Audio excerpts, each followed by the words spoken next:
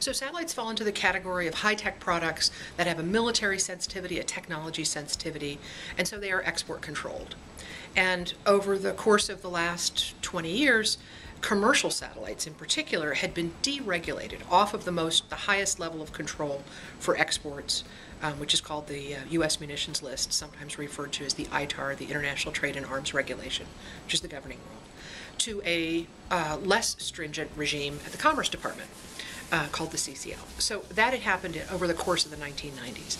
In addition, over the course of the 1990s, as non-market economies in Russia and China started to enter the launch industry, the U.S. government started to look at and negotiate trade agreements with those governments to allow them to launch commercial satellites.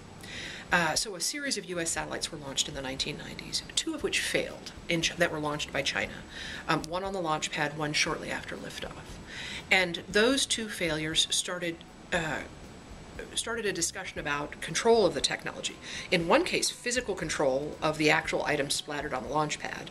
And the other case, the know-how that would help to evaluate what went wrong in the launch. So it was the post-launch investigation that really spurred the most concern. And Congress in particular became very concerned and set up a commission, the Cox Commission, to look into this, and whether there was technology that had been transferred and what the national security implications were. Before that commission issued its results, the Senate, which had become very interested in this issue, and in a very polarized political environment, passed the 1999 National Defense Authorization Bill called the Strom-Thurmond Act. And in it, it had very unique and pretty stringent requirements that satellites and anything that was related to a satellite could no longer be on the lighter list. It would have to be removed and returned to the munitions list and would forevermore be regulated as munition. Effectively removing the authority that the president has and the executive branch has to differentiate between the most sensitive of products and the least sensitive of products, and to regulate accordingly. So that 1999 act was unique. The Cox Commission, I think, ultimately found that there were some information that may have been communicated. There was no finding of espionage or ill intent. It was a violation, though. I would note there have been violations across the technology gamut of considerable cadence over the last 15 years. None of them have resulted in legislation that mandates that the entire technology category be treated as ammunition. What it meant was that everything, not just the communication satellites in their completion, but every part and component, every bolt, every piece of mylar, every kick motor had to be treated like a weapon and regulated as such. No matter how cutting edge or outmoded the technology, no matter who we were trading with, whether it was someone that was friend or foe, there was no differentiation permitted because that authority had been removed by legislation.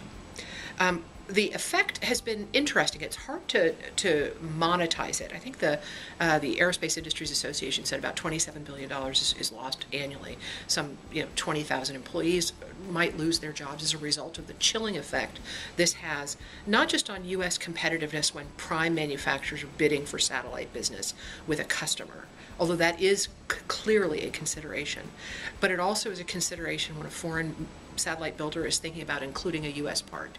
By including that part, it becomes an ITAR-controlled satellite.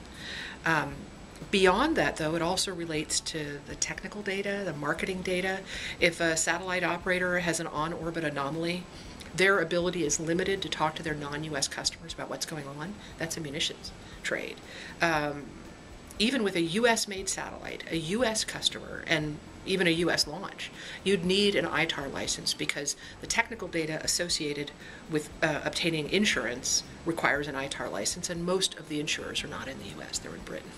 So this has really meant that everything was ITAR controlled that was commercial satellite related.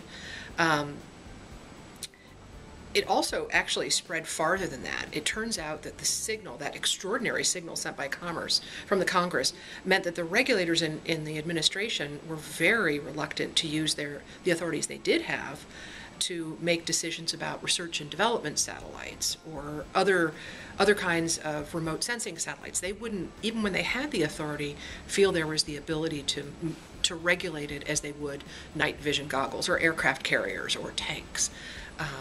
So that had a real chilling effect on the trade in satellites, the trade in parts and components, the operations with international customers, but also teaching at universities with international faculty and international student bodies and research and development collaboration internationally.